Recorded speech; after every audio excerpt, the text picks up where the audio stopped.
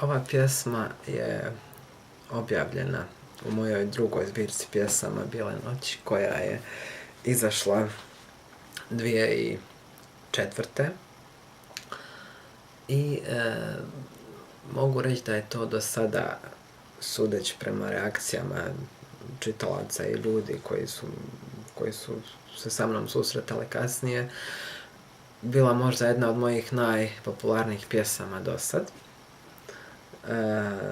Pjesma je nastala u jeku epidemije, afere, skandala, kako hoćete nazovite to, s kravljim ludilom u Europi. I bilo je, ajmo reći, dovoljno intrigantna, interesantna tema da animira nastanak jednog teksta poput ovog. Sad, naravno, tko je tu lud? Krave zato što su jele hranu koju smo mi ljudi davali, ili mi ljudi zato što smo mislili da se možemo na taj način igrati sa prirodom i životinjama, a da ne platimo cijenu. To je već druga priča. No, u svakom slučaju, poema 7 ludih krava. Bilo jednom 7 ludih krava, 7 ludih, a nijedna zdrava. I tako krenule one pred parlament da traže svoja prava. Hoćemo pravo na ludost, za vašu nikoga niste pitali.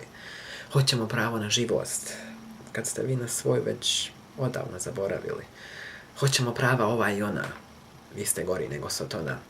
Hoćemo naša prava, reče prva krava.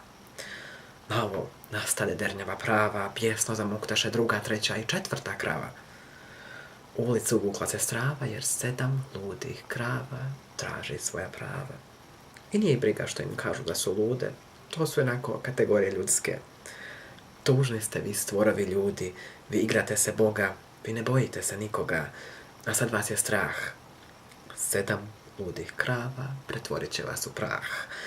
5., 6. i 7. krava grohotom se smiju, baš smo lude, samo neka se kriju.